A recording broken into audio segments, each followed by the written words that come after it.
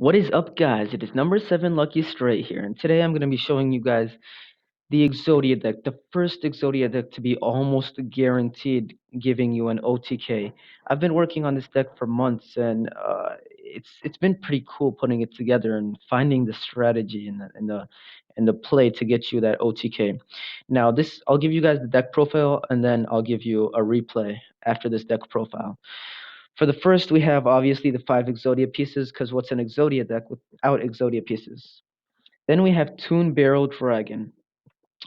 We have Toon Barrel Dragons for Allure of Darknesses, and we can search with those with our Toon Table of Contents. We have Summoner Monk as a way to special summon a Royal Magical Library, and we have our Royal Magical Libraries, which we want to special summon, and I'll tell you why we want to special summon those, not normal summon those later.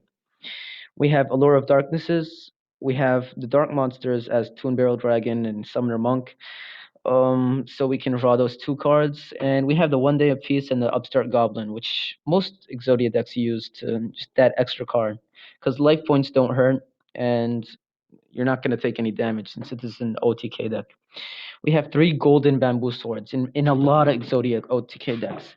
They use Golden Bamboo Swords, and that's a pretty good card in my in I think it's a pretty good card because it's like a Pot of Greed as long as you have one of these on the field, which I'll talk about later. We have 3 Magical Mallets because obviously we love to refresh our hands, especially if we brick. We have Toon Table of Contents as a deck thinner and to search for Toon Barrel Dragon. We have 3 Into the Voids because number one, we want that extra card at no other cost except number two, the cost. It's during the end phase, discard your entire hand. Now, since this is mostly an Exodia OTK deck, it doesn't hurt to trash your hand since you're not gonna have a hand by the end phase, since you're gonna win before the end phase. And I'll tell you guys the statistics later about how much the OTK is gonna work. Inferno Reckless Summon. This is the key card in our strategy. We want to special summon Royal Magical Library because we want Inferno Reckless Summon to give us those other 2 copies. The only cost is your opponent has to have a face-up monster, and more than 99% of the time, your opponent special summons monsters or normal summons at least on their first turn to at least give themselves defense or at least establish their field. I think only a couple of times I've ever seen a person open without any monsters or a face-down defense position monster. We decks in the meta don't do that a lot right now. We have a reload as another way to reestablish our hands. We have 2 Broken Bamboos for the Golden Bamboos, and we have 2 Cursed Bamboo Swords. The reason I chose Cursed Bamboo Swords was because obviously 2 more cards to equip to monsters, so we can get to the Golden Bamboos. Also, they search for whichever cards you want. So if you trash this with Summoner Monk, you can get yourself a Broken Bamboo, or in case you already have a Broken Bamboo, you can get yourself a Golden Bamboo, which gets you 2 cards, which is a pretty good deal if you ask me. We have Wonder Wand because after you summon that Summoner Monk and special summon both of your Royal Magical Libraries, you want to trash that Summoner Monk for an extra 2 cards, which is pretty good in my eyes. Also, Magical Citadel of Endemon. Now, this card is optional. It's pretty good because it gives you an extra 3 cards with all the Royal Magical Libraries on the field. But, you could trade it in for any card in your side deck, which I'm going to talk about right now. For your extra deck, we have these 3 monsters, mostly to trick your opponent into thinking you're not playing Exodia because nobody plays extra decks with Exodia OTKs. People play trap Exodia decks, and they have extra decks, but we have Goblin Wurg as another way to special summon a Royal Magical Library. Another Allure in our extra deck, in our side deck, just in case. Ragekis and Dark Holes, just for the hell of it, who doesn't want those in their side deck.